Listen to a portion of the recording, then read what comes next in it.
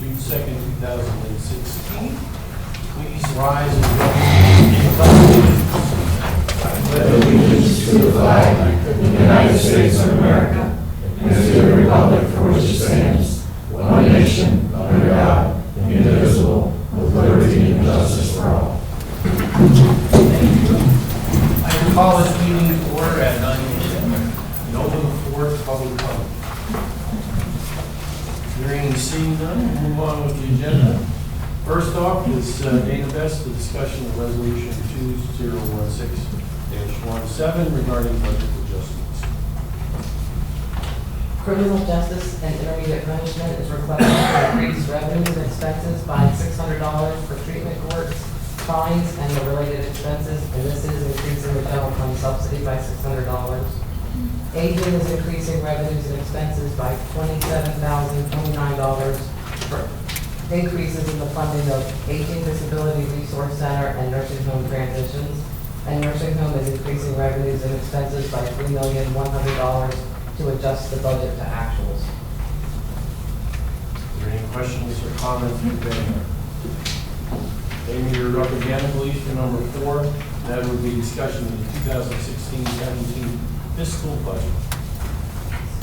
We're requesting approval of the fiscal budgets on Monday, and that the budgets are a total of about $85 million in revenues and expenses, and they are funded by about 90% through state and federal grants that are all passed through the state. I'd just like to take a couple minutes to thank all the departments and the finance staff for all the hard work on pulling this together, because a lot of work goes into it. And I think we should also thank the folks across the river for probably giving us another budget impasse to deal with in the coming years. Let's hope not. We know what we're going to do if they Let's do. hope not. We're getting pretty well rehearsed. I was assured by a state rep, who has to remain nameless, that the budget will be passed in July. Did you say what year? No, we didn't. So, we'll see. Well, the clock is ticking, so. All right, thank you, Dana. Number 5, there's an action requested. Liz, you're going to do this. This is the discussion and approval personnel actions regarding the merit-based compensation, January 1, 2016 retro amounts.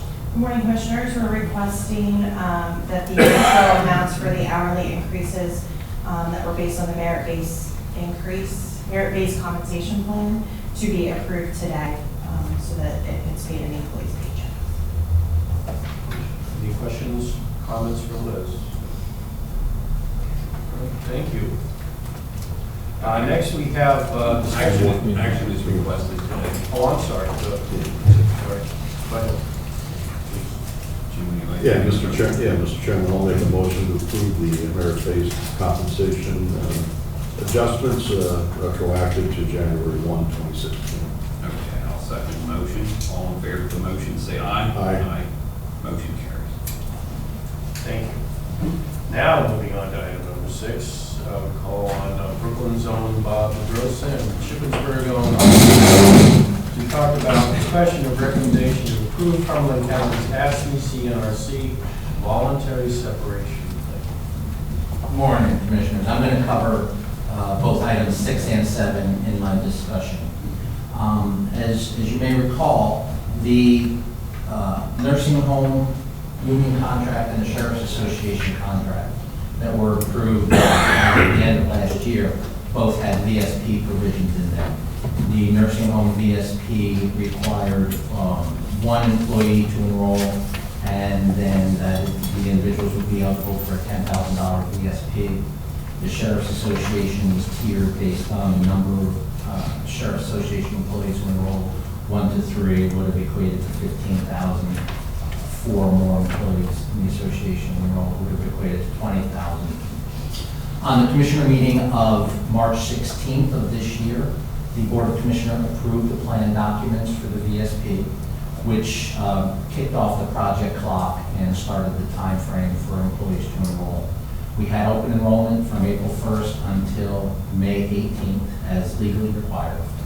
We then had a 7-day revocation period from May 19th to May 25th for any employee who had enrolled who could change their mind and withdraw. And then once May 26th came, any decisions that the employee had made were final and binding, and no one could enroll in the plan documents that had previously been reviewed and approved. The Board of Commissioner approval or disapproval of the plans is scheduled for Monday, June 6th. So the results. In the CNRC, 4 eligible employees enrolled. It is therefore our recommendation in item number 6 that on Monday, the Board of Commissioners approve Cumberland County's ASPME CNRC voluntary separation plan. Those 4 individuals would be entitled to a $10,000 VSP payment, provided that, they have to leave within the 90-day window. We also have a projected 3-year cost savings to the nursing home of about $87,000 over 3 years for those employees who would leave, which is the point of the VSP, the cost savings and salary. As for the Sheriff's Association, no one in the Sheriff's Association enrolled. So our recommendation to the Board of Commissioners is to disapprove the Cumberland County Sheriff's Association voluntary separation plan on Monday due to lack of participation, which in essence will then make the offering void, as is detailed in the plan documents that were previously approved. And those 2 actions will show up on Monday's Board of Commissioner meeting, Board of Commissioner agenda for action. And by taking those actions as listed, it will close the loop on the previously reviewed and approved plan documents with the required actions. Bob, the 87,000 savings over 3 years. and that's net savings? Yes, net savings. That's after 40,000 for the 40, $10,000 Any other questions or comments for Bob on these 2 items? And these were people that were at the top of the scale that would be replaced by somebody coming in with their entry, so. Yeah. Okay, that's also, they're taking into account the payout. Yes, that's right. The payout subtracted out of that 87. Okay, thank you. And this is, just to reiterate, this is strictly voluntary. It's totally optional for those. Any other questions? And it is a legal requirement legal for the Sheriff's Association and officially take an action to disapprove it. It will make it from the board. Any other questions for Bob on these 2 items? All right, thank you, Bob, and thank you, Paul. Number 6, I'd like to call on Kristen Magoo to discussion of submission of credit application for Vista Lab Technology. Good morning. Vista Lab Technologies is just requesting we do a credit application. It's a company that manufactures our pipettes. We just get them recalibrated annually. They're used for blood alcohol analysis, so it's important that we can prove that they're working properly. The service was performed, and even though we pay by invoice, they're just requesting a credit application, and the limit is $500 to $1,000. So, Kristen, there's no requirement, we're not obligated to pay anything that we would normally pay by using their services. That's right. With the We application. strictly we pay by invoice. They're just requesting. When we asked for a W-9, they requested we fill out a credit application. Thank you. Any questions for Kristen? Seems like a needless exercise. Man. Yeah. Going through the motions. To calibrate pipettes. Well, that's, I thought you meant the credit application. Well, that's what No, I that's what I meant, not the Yeah. pipettes, but it's just, those are, we pay them. Exactly. Keeps the accounting department out. It's not an uncommon process. A No. lot of our vendors require that. For something that's $1,000. And that's, we don't even, Yeah. it doesn't even cost that much. We just, just in case we would need a repair or something like that. Okay, thanks. Thank you, Kristen. Move on to item number 9, to the miracle of video teleconferencing technology. We'll call on Lynette. Call out the discussion of CNRC activity department storage / use of alcoholic beverages policies and procedures. Lynette, take it away. We can't hear you, so hold on. Can you hear me okay now? Yes. Yes? Yes. Okay, as we discussed in the board meeting last month, we are requesting the commissioner approval for the revisions to the current and existing alcohol policy. The emphasis was added that we had the medical director approve this. All of the orders are always done by the medical director, that nothing is contradicting to their medical condition.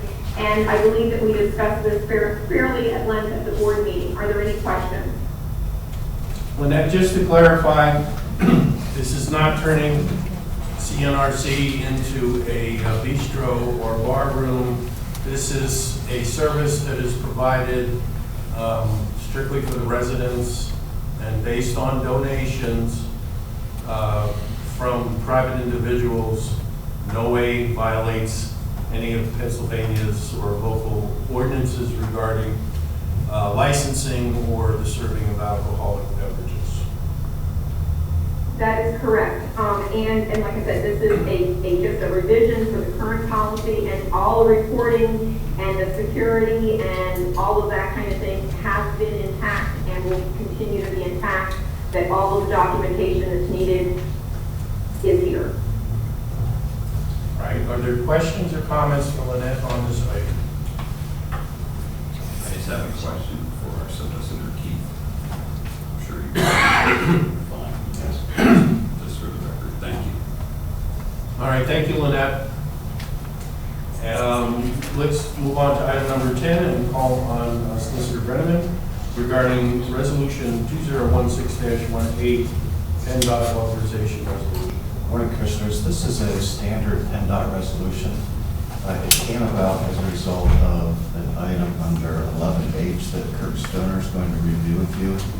And PennDOT requires a resolution be adopted authorizing typically the chairman to execute its grant and other related documents, in this case related to a bridge that's going to be undertaken place before.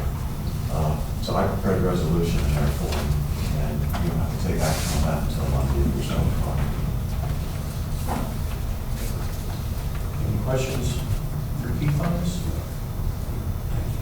All right, thank you, Keith.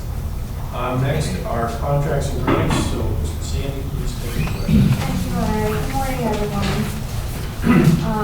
We'll begin with Sandy Guerreri, who will be joining us via video teleconferencing to discuss the two agreements for aging and community services. Sandy? Yes, good morning, Commissioners. Can you hear me okay? Yes. Yes. Okay. Good. Okay, first I have a new contract for our dietitian, Mona Lavansky, who will provide nutrition profiles for our congregate and home-delivered meals. It's required 2 times a year under the new nutrition guidelines from the Department of Aging. The cost is $60 an hour. She believes that it won't take more than 3 hours to complete the audit, so it'd be less than $500 for the year. The other is an addendum for the My Senior Center contract, which is the statistical, software application. It's used by all of our senior centers for data collection. The annual software updates and tech support fees are actually being reduced by 50% by allowing sponsor logos to be placed on the touch screen when the seniors log in. That's it. Any questions? Sandy, what do you mean by sponsor logos? What are you talking about?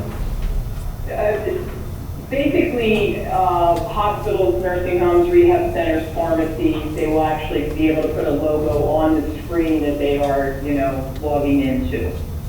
Do we have Not sponsors? bad, I guess. Do we have sponsors? We will not be getting the sponsors. They will be obtained by My Senior Center. The company themselves will obtain the sponsors. But by allowing the sponsors on the screen, they will reduce our cost by 50%. Okay, so essentially My Senior Center, they will do the soliciting for sponsorship then? Is that my understanding? Correct. Okay. Okay, thank you. And Sandy, the placement of these logos on the software, will it inhibit or interfere with the normal use of the software in any way for an end user by taking them mysteriously to a screen where it promotes the sponsor's product or service? No, no. Okay, so it's just, you see the logos as the sponsor. Right, and then you'll touch the screen and log in, and it'll go away. Okay, thank you. Any other questions? Sure. Thank you, Sandy. You're welcome. Thank you. Next, I'd like to call on Mr. Ryder, who will be discussing the 6 agreements for children and youth. Lisa? Good morning, Commissioners. I'm here to ask for approval for 15 and 16 fiscal year contracts. Adelphi Village is the first one.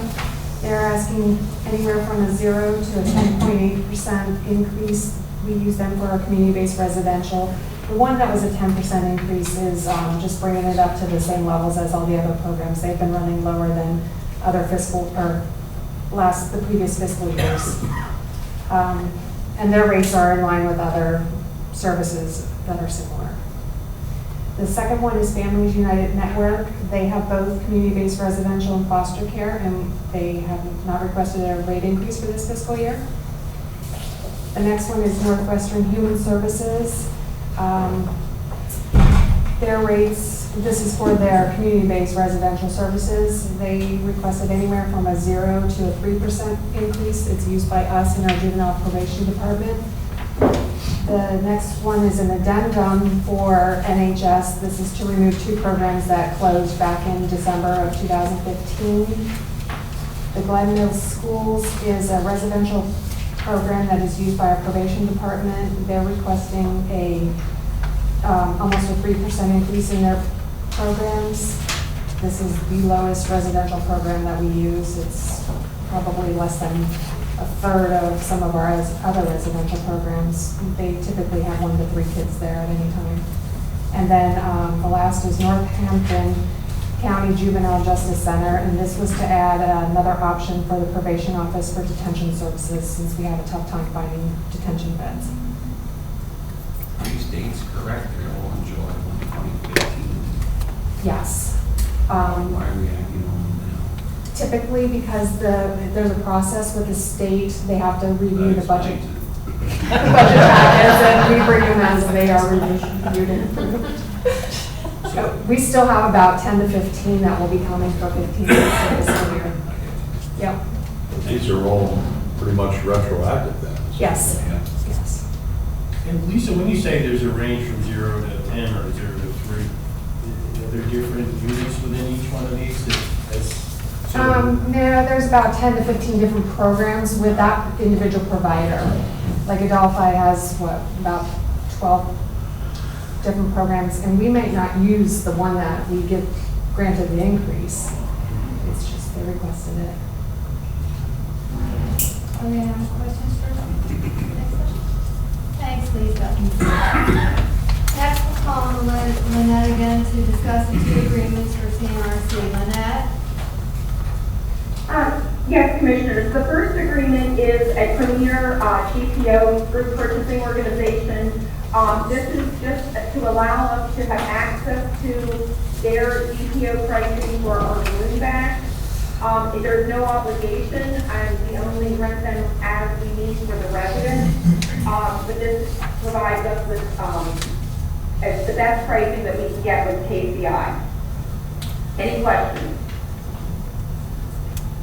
The next contract is a partnership agreement with Cumberland Valley High School for the school district. We have been contacted by the special needs department of Cumberland Valley. They have an interest to be able to come into our facility and provide community-based instruction and vocational training for their students with disabilities. All of the students are 18 and over, but are still within the school district, and they would be performing and assisting staff with the supervision of their own teachers. There will not be any students unsupervised in the facility. And so they have asked if whether Cumberland County would like to partner with them in this process. If you would approve this arrangement, there are special papers that have to be signed by the parents, the school district, the staff member of the area that is the student's going to be in on the facility, and we would be requesting, if possible, that paperwork that's signed by the parents and the department heads would be able to be signed down here and not be brought to commissioners for approval once the program would be approved.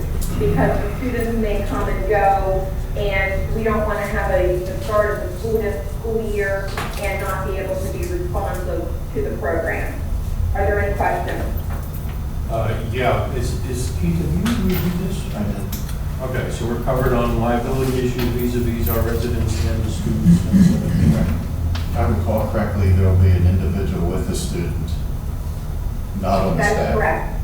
At all times. Okay, so what exactly will these students be doing to assist down at the nursing home?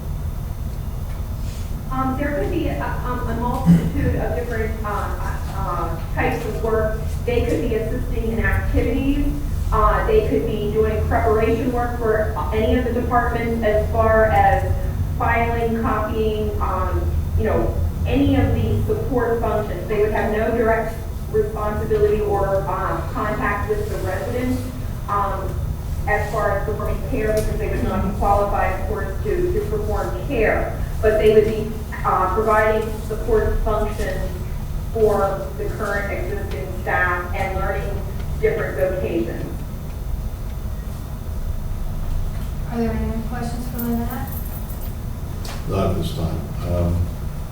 Keith, you said you reviewed this and there's no impact with respect to our employees at the nursing home?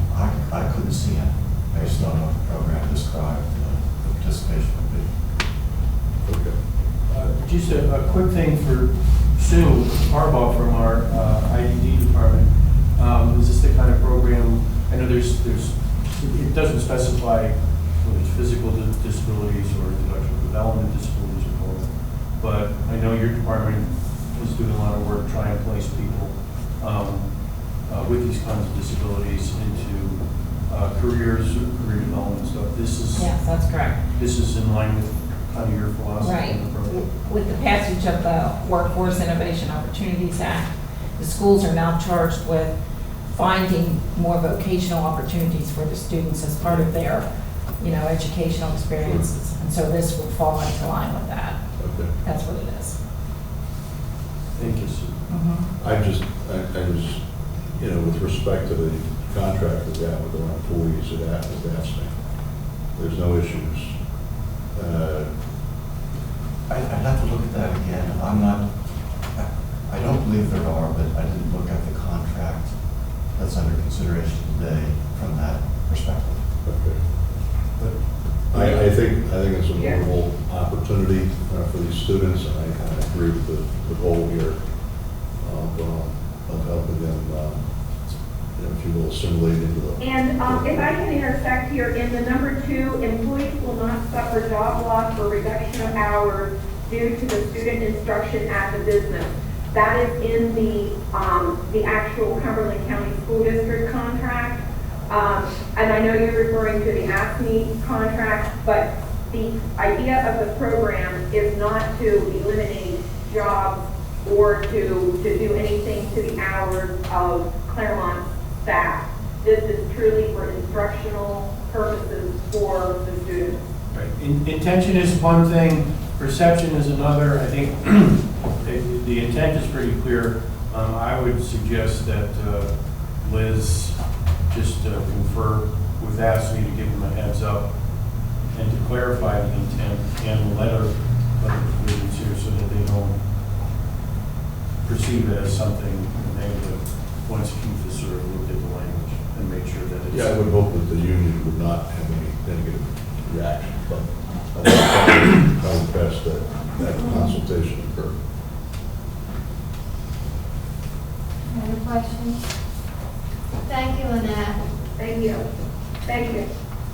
Next, I'd like to call on Melissa Cavanelli, who will be discussing the agreement between MBJ Paul Craig's office and Tidy and Aid Cleaning. Melissa? This is just a renewal of a contract we had last year. No increase, no change. They come in and clean the office every 2 weeks. Same amount as last year, 25-20 total. Any questions?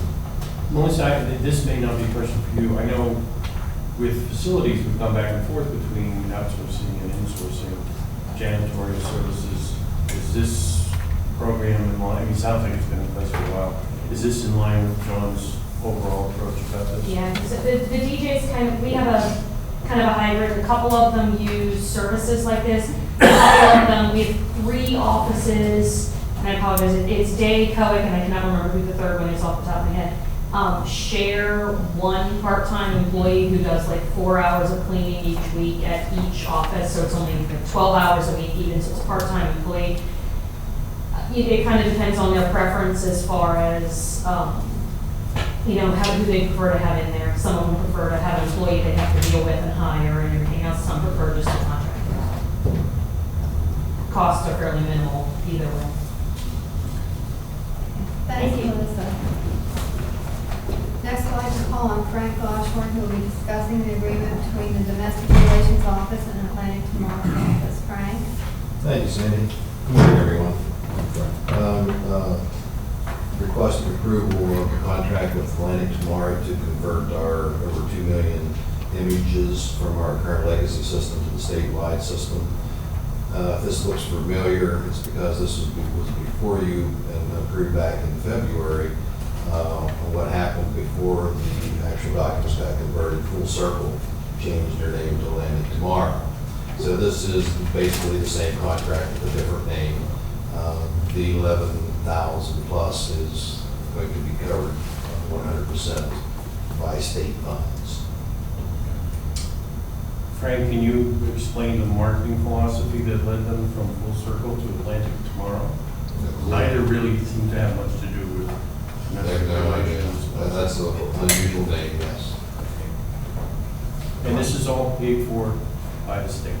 66% of it is federal, and the other 34% is being picked up by BCSC. No cost. No cost. Thank you. Any other questions? Thanks, Brian. Thank you. Next, I'd like to call on Mark Adams, who will be discussing the agreement between IMTO and CSS. Mark?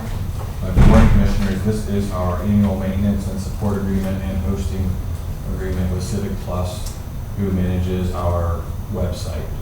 So not only do they provide us with the modules to put the content, but they provide training, support, and any enhancements to the software, as well as host our website for us. The cost is $13,077. That's a 3% increase from last year. Any questions for Mark? Mark, have we ever looked at other companies to manage our website? Yes, before we did our website upgrade, which was last year, a year and a half ago, we went through and looked at some other options to do the website ourselves, to having other organizations do the website.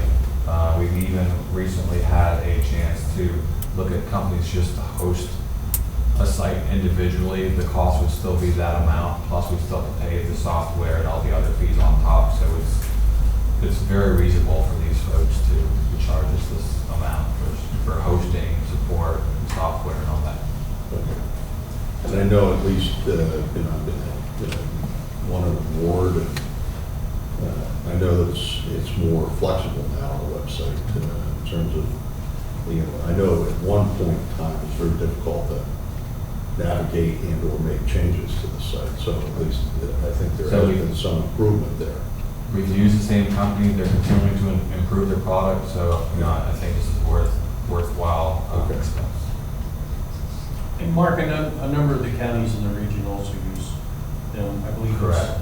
There's a bunch of other counties that use Civic Plus, not only within Pennsylvania, but across the state. Any other questions for Mark?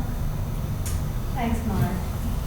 Next, I'd like to call on Darren Beige, who will be discussing the agreement between IMTO and the U.S. Department of Homeland Security. Darren? good morning, Commissioners. Today I'm asking for the approval of a vulnerability assessment that would be provided by the U.S. Department of Homeland Security.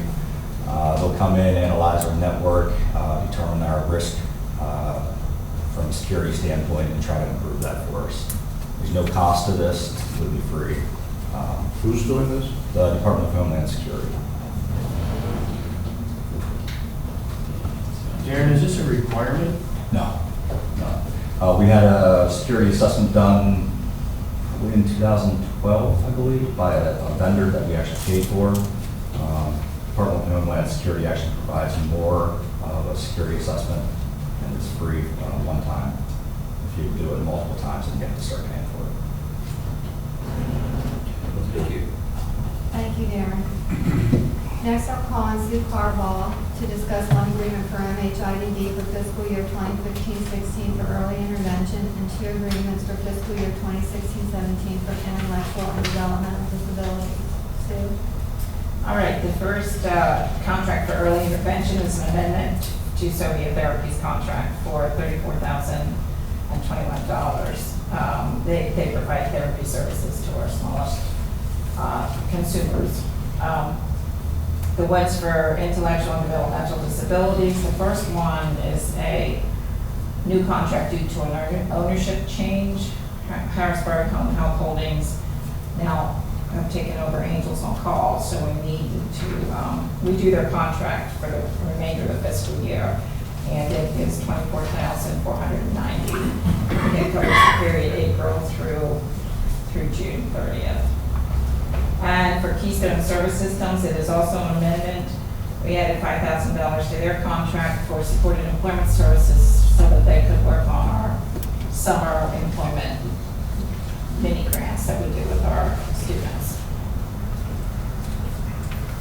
So is the Angels on Call, is it 24,490?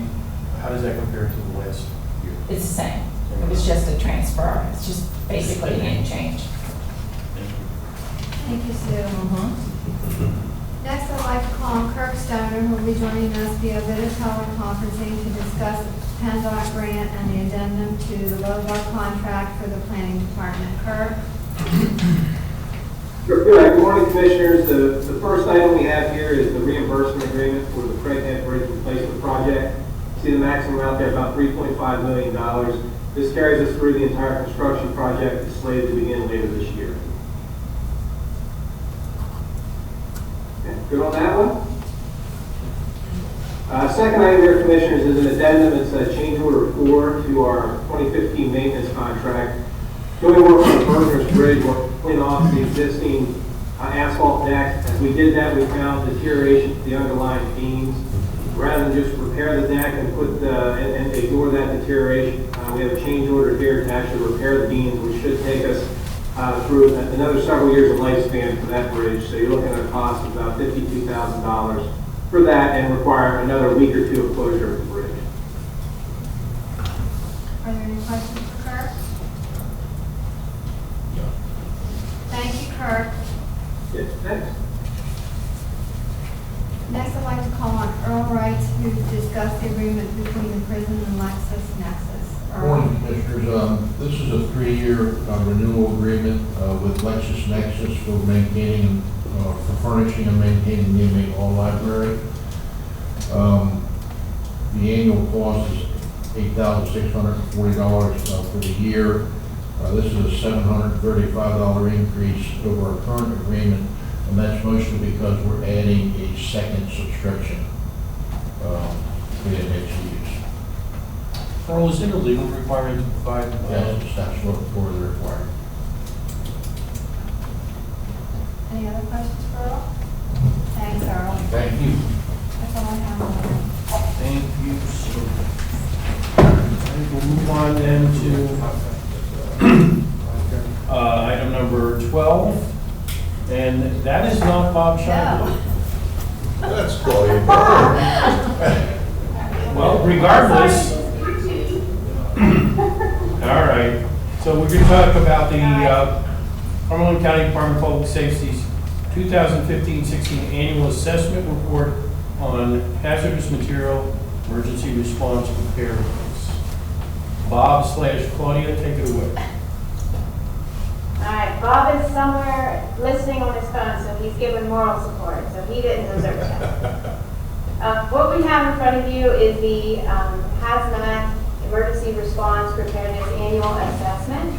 It is part of the deliverables for the 2014-2015 HMRF grant that we must provide to them.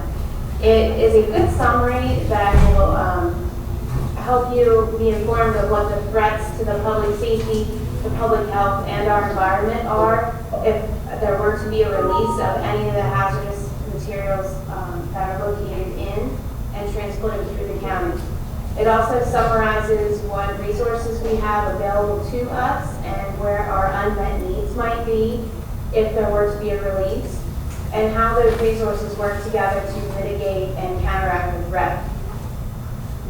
For example, it will have the number of planning facilities located within Cumberland County and those bordering us if there were to be an incident. Most recently in the news was the incident that happened in Adams County.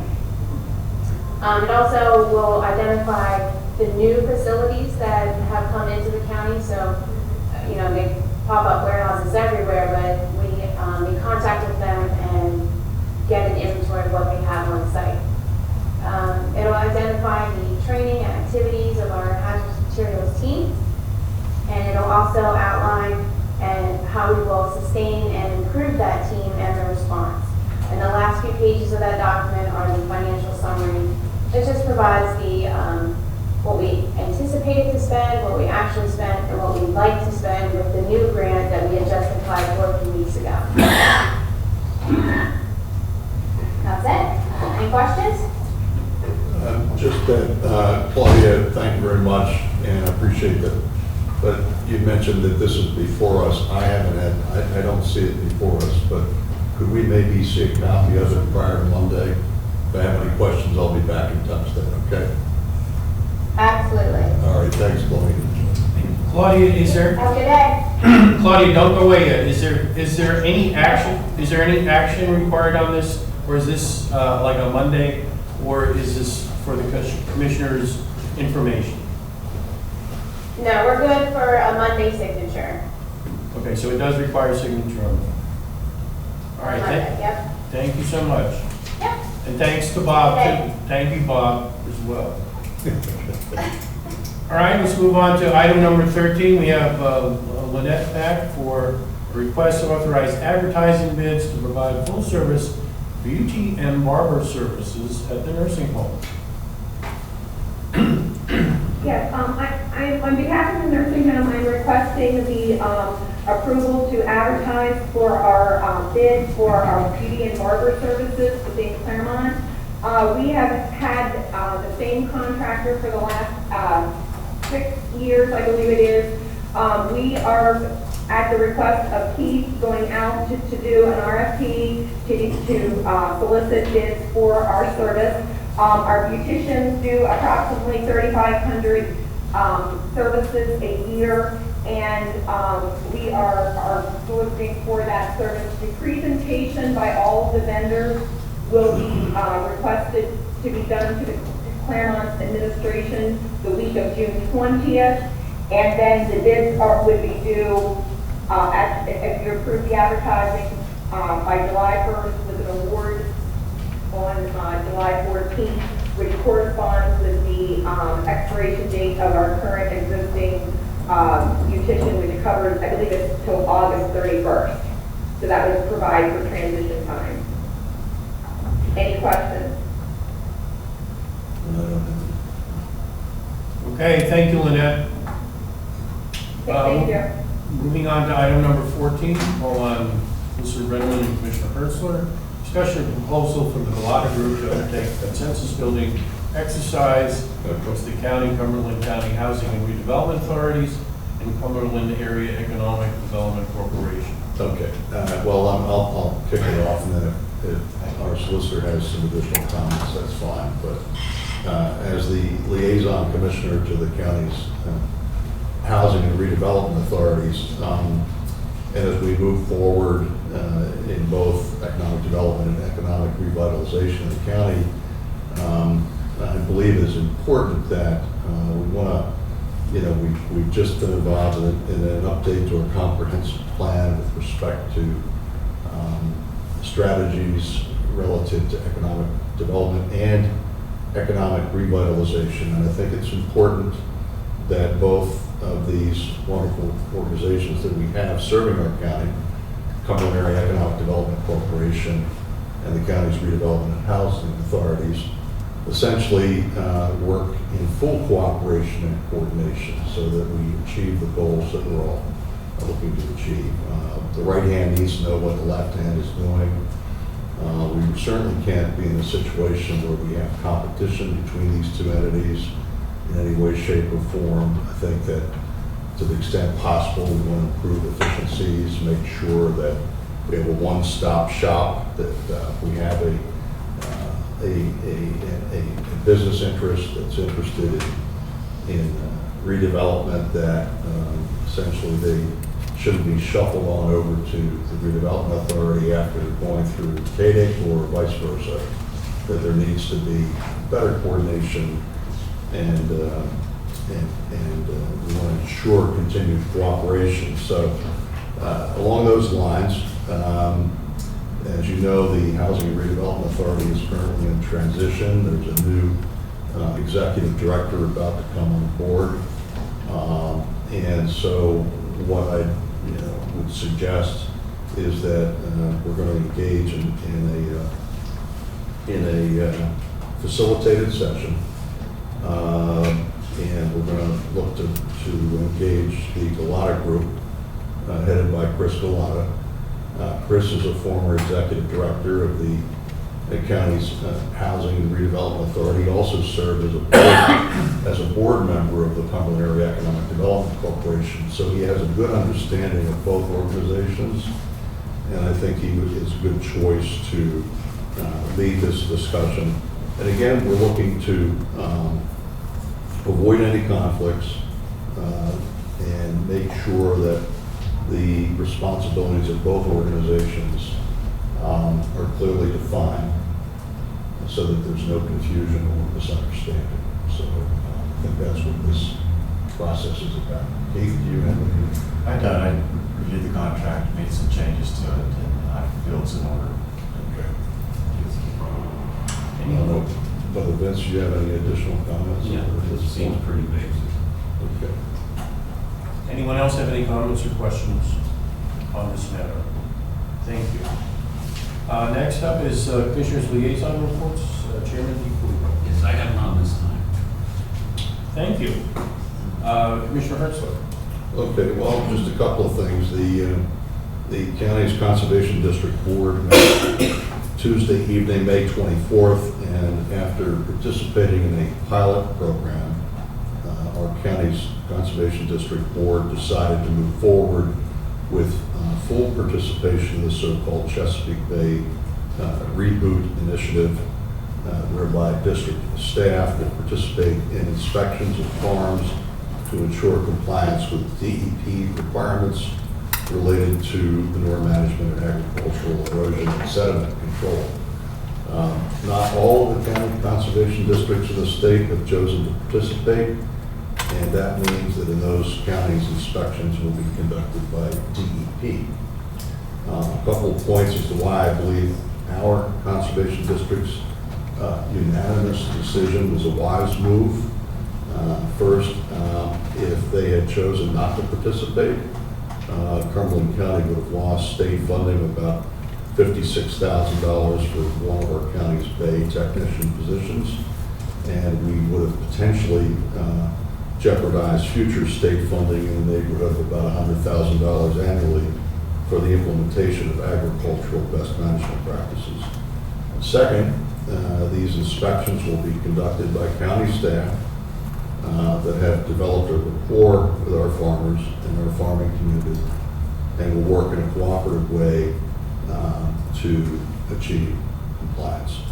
And for those counties like Dauphin and York that apparently have chosen not to participate, as I mentioned, it means that DEP bureaucrats will be doing the inspections, and I'm not sure how that will play out with the farmers in those counties. But in any event, at the end of the day, It won't be the county conservation districts that will ultimately be issuing any enforcement actions.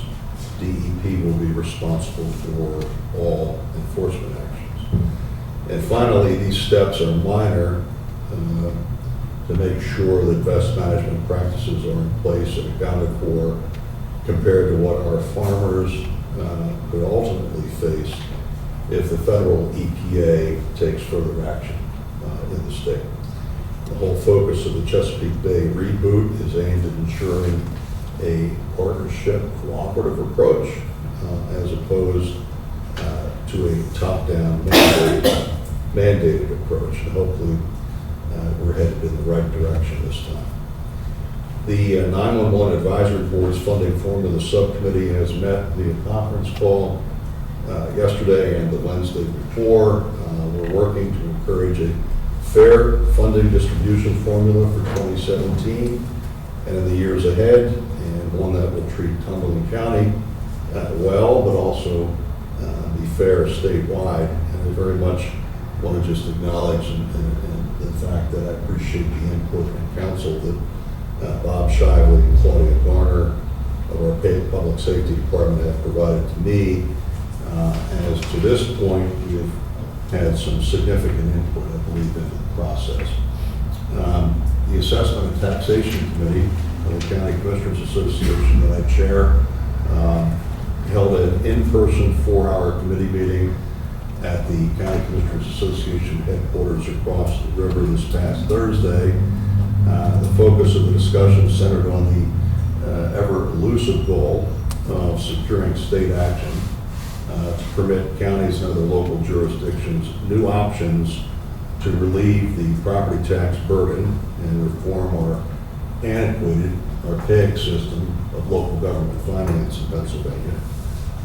We had an in-depth discussion of steps that have been considered and taken in the past by our legislature, as well as a review of the County Commissioners Association's current position on the issue and bills that have seen no action but are pending in the State General Assembly at the present time. And considering that our state legislature has not been able to resolve this issue over the past four decades, I was not surprised that our 4-hour session did not lead to any quick fixes either. However, I'll just add that if this were easy, it would have been solved a long time ago. But I have to tell you that I remain undaunted and will continue to do my best in working with our commissioner colleagues from around the state to help move this ball forward on what remains a very important issue, especially to those living on fixed incomes and who deserve property tax relief. Last evening, on behalf of the board, and maybe the reason Bob wasn't on the screen here this morning, I'm not sure, but Bob Shively and I attended the meeting of the East Pennsboro Township Board of Commissioners where we distributed certificates of special recognition to a number of unsung heroes who helped neighbors in need during the height of the 3-foot snowstorm that occurred just a little over 4 months ago. It's kind of hard to imagine when you look at the weather outside today, but January 22nd through the 24th, we were buried under 3 feet of snow.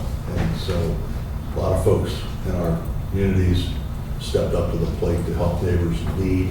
And of course, we're trying to show our appreciation at the county level with respect to those, especially those involved in our emergency service organizations for all that they did, and our many municipal crews who were out days on end trying to dig us all out. So that's all I have.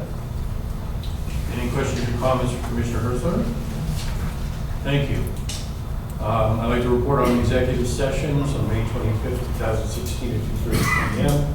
regarding litigation, and 3:15 p.m. Same day regarding personnel issues. We'd also like to request an executive session regarding personnel issues. I'd like to ask if there's any other business to be brought in front of the County Board of Commissioners. Hearing and seeing none, we're adjourned. Thank you very much.